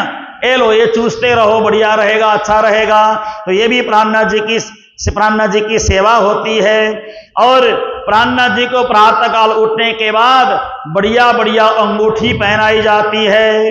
प्राणना जी की सभी उंगलियों में अंगूठी पहनाई जाती है। मैं बाद में और विस्तार से आपको सुनाऊंगा, अभी संक्षिप्त में आपको सुना रहा हूं। और बायजू महारानी आती हैं, तो बायजू महारानी आकर के कभी कभी गुरु महाराज के लिए जो भोजन की व्यवस्था होती है ना, गुरु महाराज आज सब्जी किस चीज की आप ग्रहण करेंगे, सब्जी क्या बनाऊं, दाल कौन सी बनाऊं, है ना, आज क्या बनाऊं, मेरे को भोजन बनाना है, जैसा आपका आदेश होगा वैसा ही बनाऊंगी, है ना। बायजू वाणी आकर के पूछती हैं तो वैसा वैसा ही सामग्री सारी बन जाती है। और ऐसा करते करते प्रथम प्रहर तो इसी सेवा में ही निकल जाती है। जब दूसरा प्रहर प्रारंभ होता है, दूसरे प्रहर के समय श्री प्राणना जी वेद, भागवत, पुराण, उपनिषद ये सारे ग्रंथ मंगाते हैं। मंगा करके सबका स्वाध्याय करने बैठ जाते हैं। लाओ, जो भी ग्रंथ है सब लाओ। ग्रंथों का चिंतन करते हैं, स्वाध्याय करते हैं, पढ़ते हैं। और जो भी प्राणना जी पढ़ करके जो बोलते हैं, लिखने के लिए वहां पे कुछ सुंदर साहब बैठे होते हैं। कौन कौन है लिखने वाले लोग, हीरामणि, मोहनदास जी, भगवान दास जी, अड़गजू, गिरधर दास जी ये वाणी उतारते हैं। और ये सब लिखने वाले सुंदर साथ हैं, प्रवीण परशुराम जी, पद्मा जी, सूरत सिंह जी, मुकुंद भट्ट जी। ये बड़ी सुंदर सुंदर भाषा में प्राणना जी की जो बोलते हैं, जो भी शब्द बोलते हैं ना, लिख लेते हैं। एक शब्द चूकना नहीं चाहिए। देखिए, ये अपनी श्रद्धा के ऊपर है। अब मैं तो गुरु महाराज मंगलदास जी के साथ रहा तो मुझे तो ये बातें याद है। हम गुरु महाराज के साथ रोड में कहीं चलते थे ना, यात्रा में, कागज कलम हरदम जेब में रखते थे। चलते चलते गुरु महाराज ने कुछ बोला, पेन निकाल के झट से लिख ही लेते थे। देखिए, कोई भी ज्ञान की बात आए झट से लिख लेते थे।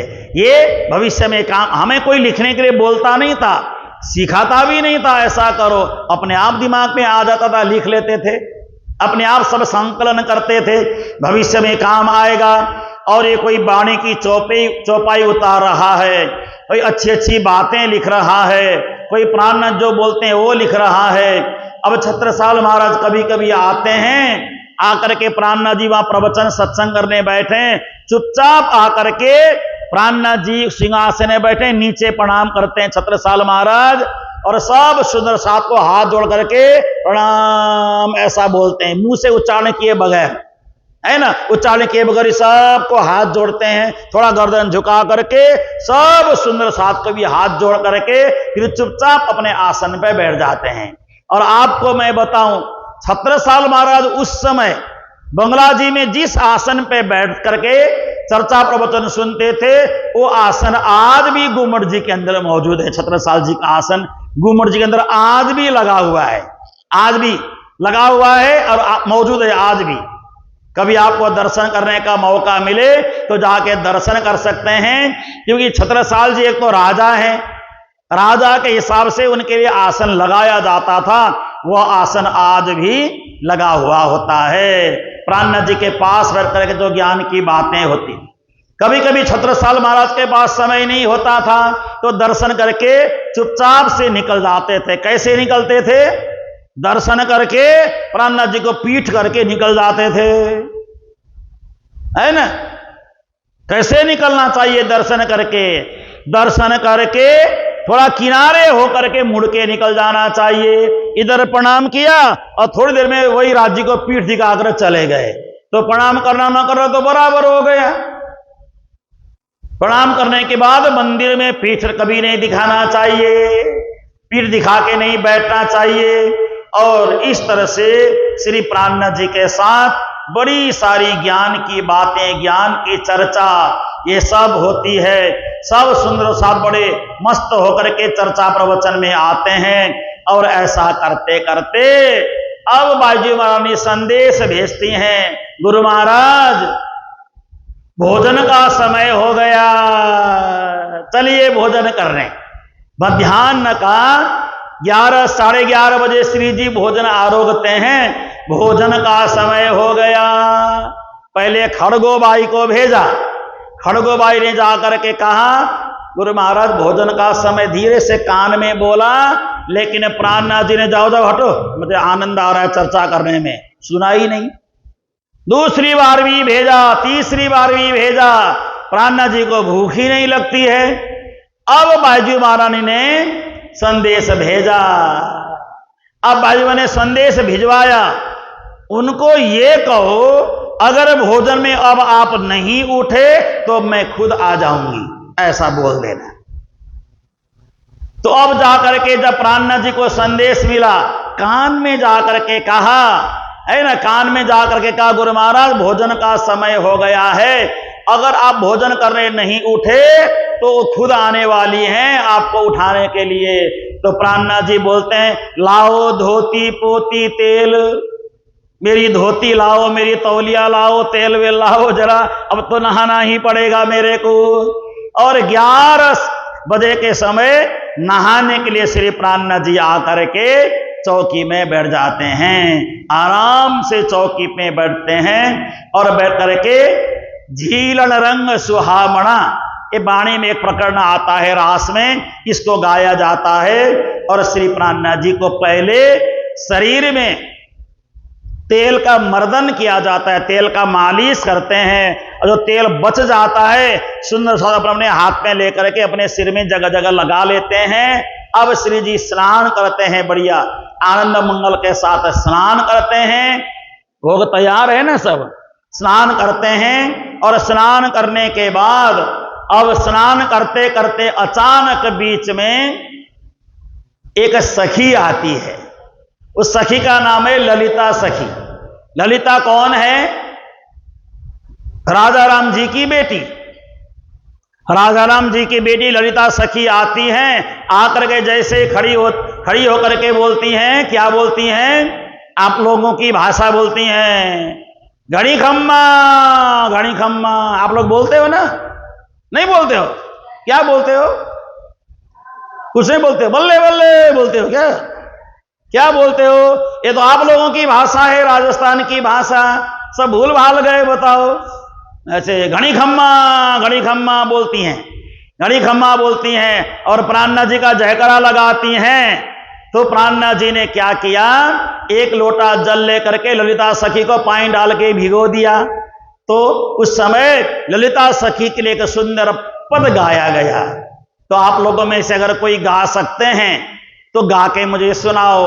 वारी रे वारी मेरे प्यारे, आप लोगों में से कोई अगर गा सकते हैं, प्रणामी हैं, तो गा के सुनाओ। नहीं है तो मैं खुद गाऊंगा, मैं तो प्रणामी हूं भैया। वारी वारी मेरे प्यारे, वारी वारी वारी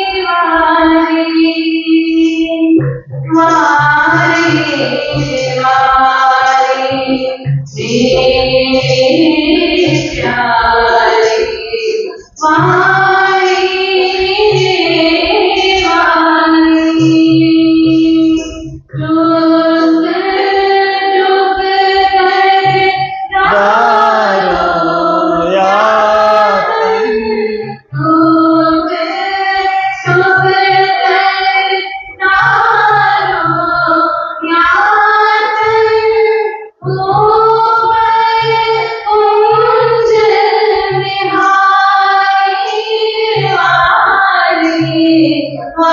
सब गाएं।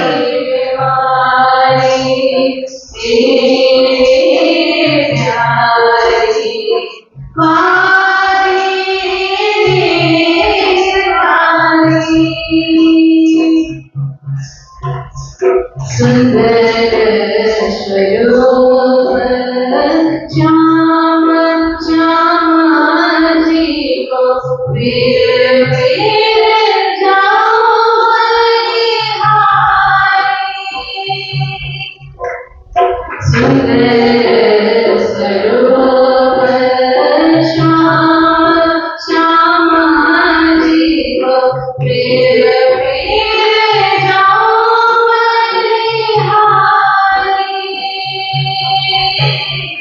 इनमें दो स्वरूप गया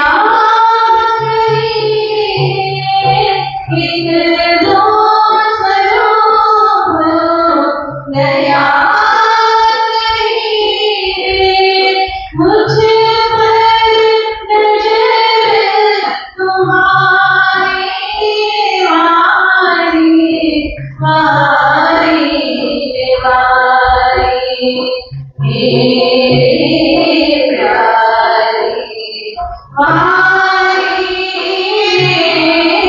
वारी सुंदर स्वरूप सुभग अति उत्तम तुझ पर कृपा तुम्हारी।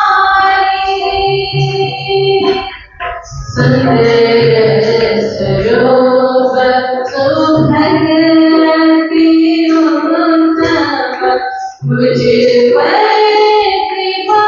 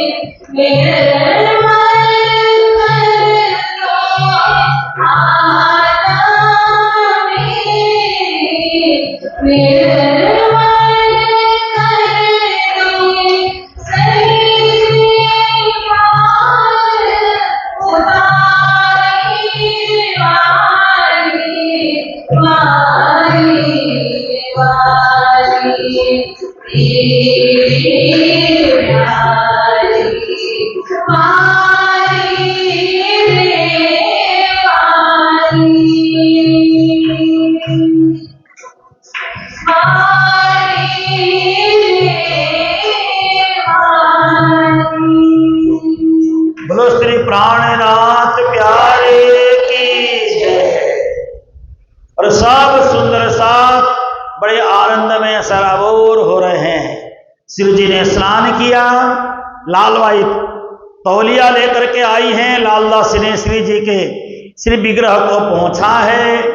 छत्रसाल महाराज आए हैं, बड़ा सुंदर श्रृंगार पहराया है प्राणनाथ जी को। अब भोजन का समय हो गया। भोजन के समय चौकी रखी जाती है, सामने चौकी रखी जाती है और चौकी के ऊपर एक चौकी पे श्री जी विराजते हैं, दूसरी चौकी पे भोजन रखी जाती है। और यहाँ पे आसबाई ने अत्यंत आनंद के साथ बड़ी सुंदर चांदी की थाली बनाई है, उसमें सोने की कटोरियां रखी गई है, अच्छी तरह से साफ करके तरह तरह की सब्जियां उसमें रखी गई है और ऊपर से चंदवा लगा करके थाली को उठा करके लेके आया जा रहा है। जैसे थाली लेके आते हैं, बड़ी सारी थाली लेके आते हैं, तो बीच में बोलत ललितायत खम्मा सेवायन किए है मुकुंद दास सनमुख यहाँ गावत संग स्नेह गावत कन्नर दास पुनः परमानंद प्रवीण बिंदा भाई संगनित गंगा राम रमीन।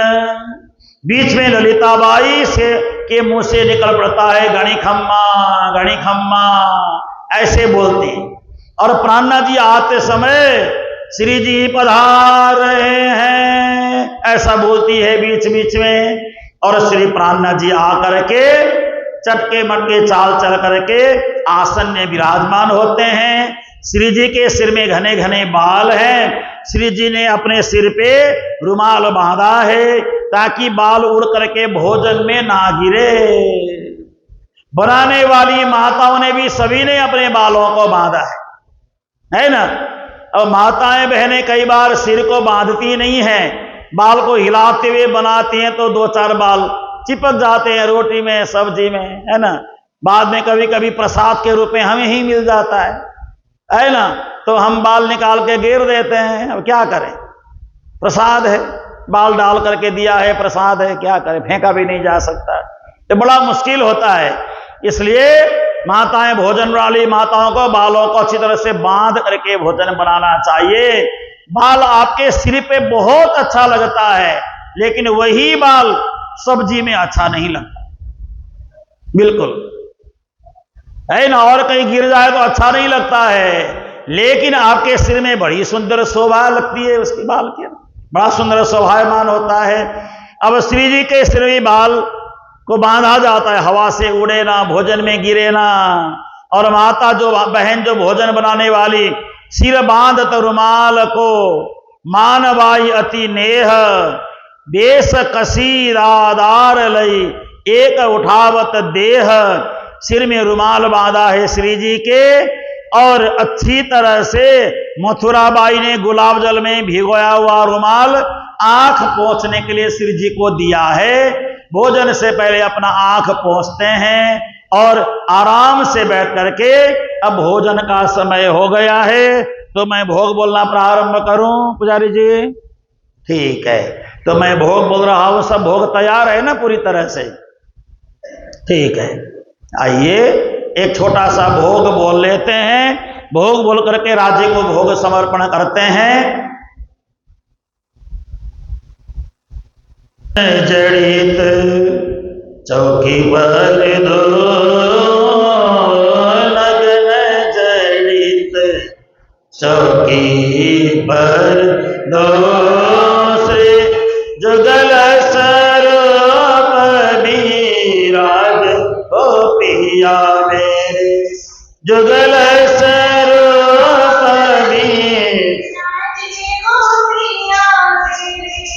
धार्यो है धार आगे चित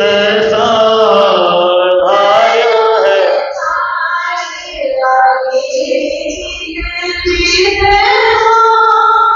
हृदय खटरस व्यंजन साजे हो पिया मेरे सटरस व्यंजन रे जीवत जुगल जी सुख पावत जीवत राज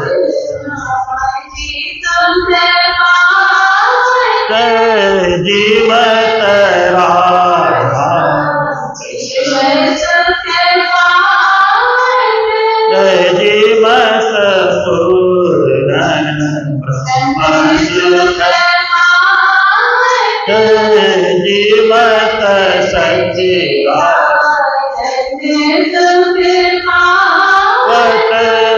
जीवत सत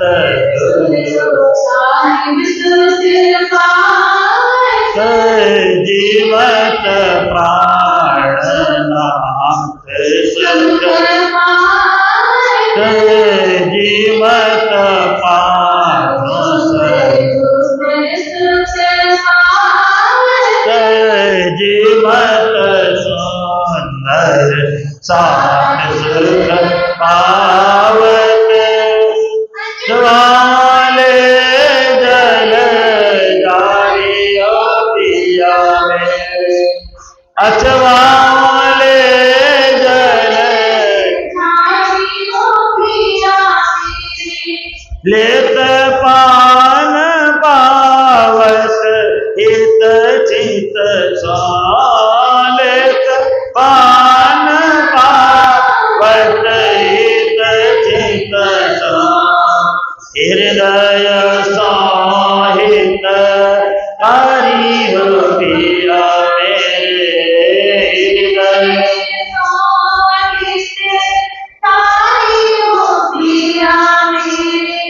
बुद्धि जतन ब्रह्मा करी थाते सोजो तन नहीं पायो पिया सोजो तन बनी सज पिया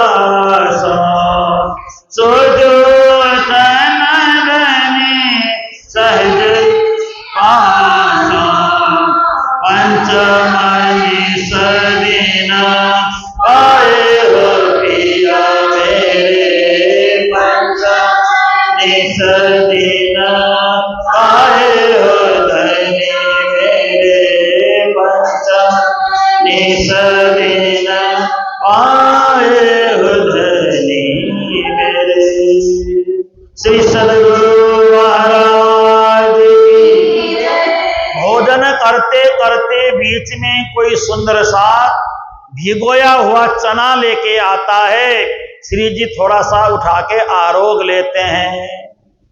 कोई कोई अपने घर में कोई बना हुआ सामग्री लेके आते हैं। श्री जी वह भी थोड़ा सा उठा करके आरोग लेते हैं। भाईजी महारानी बीच में आके पूछती हैं कुछ और लाएं, सामान कुछ और लाया जाए। दूध है, दही है, शिखरन है, मूंग भात है, पूरी है, कचौड़ी है, बड़ी सारी सामग्रियां बनी हैं। जो मन में भावे वो ग्रहण कर लेते हैं, जो मन में न भावे उसको प्रसाद के रूप में छोड़ देते हैं। और उसके बाद बीच में कुछ सुंदर सा कुछ सामान लेके आते हैं। अचानक प्राणनाथ जी बोलते हैं रुको, एक चौपाई मुझे याद आ रही है। भोजन छोड़ करके चौपाई बोलते हैं। जब कोई चौपाई बोलते हैं तो सुंदर साथ उसको लिख लेता है। देखो इसको वाका कहा जाता है उर्दू में। वाका अचानक ही कोई बात याद आ जाए, भूल न जाए, तत्काल प्राणनाथ जी उसको लिखा देते हैं। ये सब होने के बाद अब श्री प्राणनाथ जी का हाथ धुलाया गया। हाथ धुलाने के बाद बड़ा सुंदर पान का बीड़ा बनाया गया है। 500 चांदी के पात्र में, सोने के पात्र में पान का बीड़ा रखा है। ला करके श्री जी को पान दिया जाता है। पहले पान उठा करके छत्रसाल जी को हाथ में देते हैं और कोई वहां पे वरिष्ठ सुंदर साथ उनको दे देते हैं और एक पान स्वयं आरोगते हैं। ये बड़ा आनंद का समय है। सारा सुंदर साथ बड़ा प्रसन्न और आनंदित होता है। हे गुरु महाराज, ये जो मौका है परम धाम में नहीं मिलने वाला। सेवा साथ शरण सतगुरु को, सुमिरन को निज नाम, ये सेवा करने का मौका परम धाम में नहीं मिलेगा। जो सेवा करना है संसार में ही कर सकते हैं। धन की सेवा, मन की सेवा, तन की सेवा, जो भी सेवा है हम संसार में कर सकते हैं, परम धाम में सेवा करने का मौका नहीं मिलता है। अब बाईजी महारानी सारे सुंदर सुंदर अपने अपने घर में चले जाते हैं भोजन करने के लिए। बाईजी महारानी अपने कक्ष में चली जाती हैं, प्राणनाथ जी को प्रणाम करके अब श्री प्राणनाथ जी अपने विश्राम कक्ष में जाकर के थोड़ी देर विश्राम करने लग जाते हैं। सारा सुंदर साथ आकर के बड़ा सुंदर सुंदर भजन का भाव व्यक्त करता है, बड़े आनंद लेते हैं। इन्हीं शब्दों के साथ अभी के बीच तक चर्चा को यहीं पर विराम दे रहे हैं। आज राजभोग का बड़ा पावन अवसर है, हम सभी के बीच उपस्थित हुआ और आज हम सब ने राजी महाराज को अपने अपने घर से जो बन सकता था श्रद्धा के अनुसार ला करके राजी महाराज को अर्पण किया। अब ये सारा प्रसाद है, आप लोग इसमें से एक दाना भी न जमीन में गिरना न फेंकना, और घर भी जो आपको मिलता है उसी में से अपने घर भी ले जाना। घर ले जाने के लिए मुझे अलग से दो बोल के नहीं मांगना चाहिए, जो मिल जाए उसी में से इतना घर के लिए, इतना मेरे पेट के लिए, ऐसा बोल के ग्रहण कर लेना। और जो पेट में डाला है वो भी घर में ही लेके चले जाना, जो थाली में या पर डालेंगे वो भी घर में ही लेके चले जाना, क्योंकि ले जाना तो सब घर में ही है। जो पेट के अंदर जाएगा वो भी तो घर में ही जाएगा ना, या कहीं और जाएगा। जो पेट में डाला है वो भी प्रसाद घर में ही लेके चले जाना, जो मिला वो भी घर में ले जाके सबको बांट देना, ठीक है ना। तो ये आनंद लेते हुए आइए चौपाई दोहराते हैं और कल आगे का प्रसंग आप सभी को सुनाएंगे। कल तीसरा प्रहर, चौथा प्रहर आप सभी के बीच रखेंगे। परसों पांचवा प्रहर आरती वगैरह सब होगा। वैसे तो मेरा विचार है कल ही मैं संध्या आरती का कार्यक्रम कल ही रखूं, ऐसा मेरा विचार है।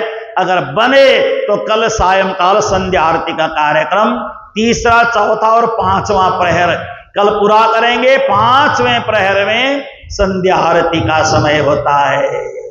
कल आप लोग अपने घर से जो प्रसाद बनता है ले आना, नहीं तो यहाँ मंदिर में आरती आप सबको आरती करनी है। कल शाम को तीसरा, चौथा प्रहर और पांचवें प्रहर की आरती आप हम सब करेंगे। उसके बाद छठवां, सातवां और आठवां प्रहर का रहेगा, उनका वर्णन आगे करेंगे। आइए चौपाई दोहराते हैं। कहे श्री महामती हेत अति,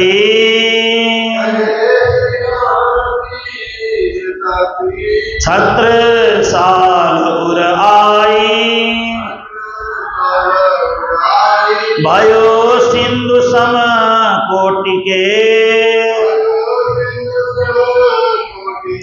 ब्रज भूषण कछुगाई,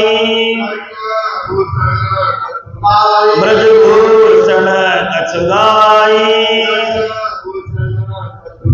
श्री कृष्ण कन्हैया लाल, श्री निजानंद स्वामी की, श्री प्राणनाथ जी महाराज, श्री महाराजा छत्रसाल के, श्री सदगुरु महाराज के, अपने अपने गुरुदेव के प्रणाम। सुंदर साथ जी प्रणाम। ऐसे के जियो मैं करो मेरे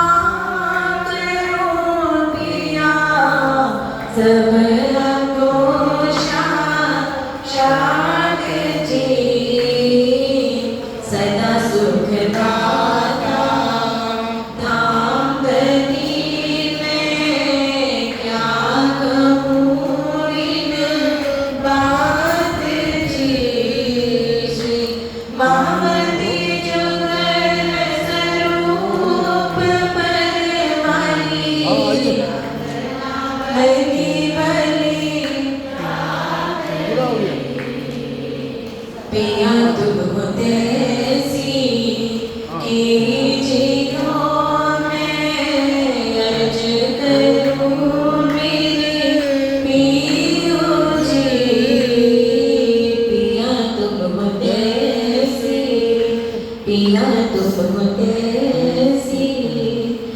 जान